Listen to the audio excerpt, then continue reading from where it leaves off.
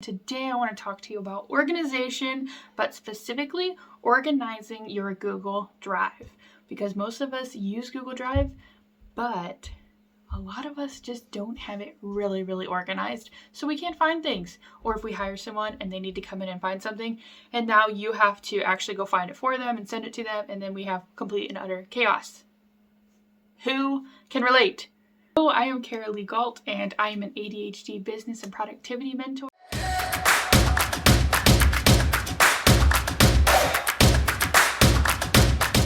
So I actually started offering this, and so I've organized quite a few Google Drives, and it has been amazing to see them go from complete and utter chaos. Things aren't named, folders are everywhere. It's just like a big hot mess all across it. Okay, here's an example. And then here's an example of afterward. So you want to know how I do it? Yeah? Okay, so go ahead and pay attention for a little bit longer. All right, so we're going to get your Google Drive completely organized now. And if you're like, I don't want to do it, I want to hire someone, go ahead and comment below and we'll be in touch. Okay, so you want to take your Google Drive and you want to transform it. So you're going to use folders and folders and folders. And we're going to name our, okay. Here's my number one tip though. You can have things in folders and folders and folders all over the place, but if you don't have a system, it's not going to work. And if you're not naming your documents, videos, images, all those things that you have stored in your Google Drive, you can't even use the search function to find anything. Complete and utter chaos, right? So here is my system on how to organize Google Drives. Well, for one, we go through and we rename all the documents that need to be renamed. And if you're not sure what it needs to be renamed, then you put it in a folder, miscellaneous, or it needs to be renamed, or, something where you check on it later. Now, if you're doing this for someone else, obviously you have to check on it, but if you're doing it for yourself, you should be able to rename them, okay? Pretty easily. You know what it is, you know what's in there.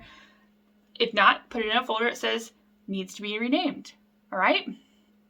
And then we're going to start creating our folders that are broad topics. For example, social media, assets.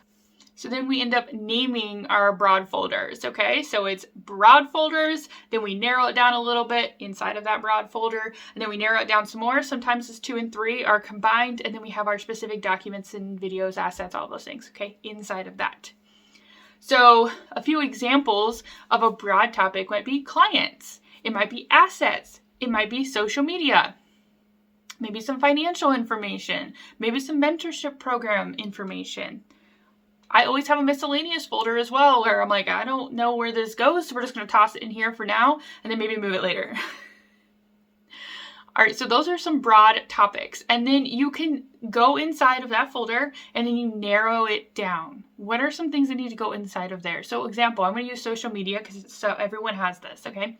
Social media, you can have things for YouTube, TikToks, or you can, instead of that, maybe you don't want to... those are both video platforms, but maybe then you have Facebook and you have things, or you're like, well, I use these across multiple platforms. So maybe you categorize it by videos, posts, or like captions, things like that. Maybe you have it across like that. So there's different ways you can do it. You can do it by platform, you can do it by, asset type, things like that. And then if you need to, inside of those, then you can narrow it down to, whatever is more narrow, more specific, okay? So sometimes 2 and 3 are combined, it just depends. And then for the last part, so step 4 is to make sure that each document, image, video, asset, whatever it is inside the proper folder all the way down to the end, okay? And so you simply right click on it and you can click into the folder and then click into the folders, there's little arrows and you can just move it over to that one as you're doing it. But of course, you have already renamed them, you know exactly what's in where, and you started also creating all of your folders.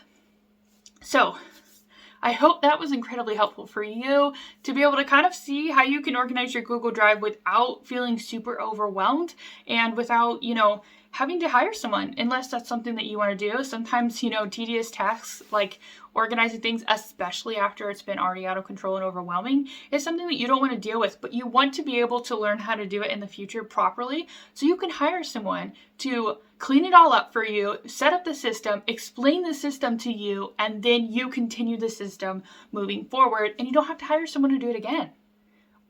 So if you are in the boat of, I want to hire someone, go ahead and drop a comment below, and we will talk about how to get your Google Drive organized. And if not, that's totally cool. Like, no big deal. I just don't want you to sit there and be overwhelmed by your Google Drive. Okay? That's not how I want to do things. Same with your email. Like, that's crazy. All right? Otherwise, if you have any questions, any specific questions about how to organize your Google Drive, I'd be happy to answer those. Go ahead and comment below. But I'll see you next time. All right?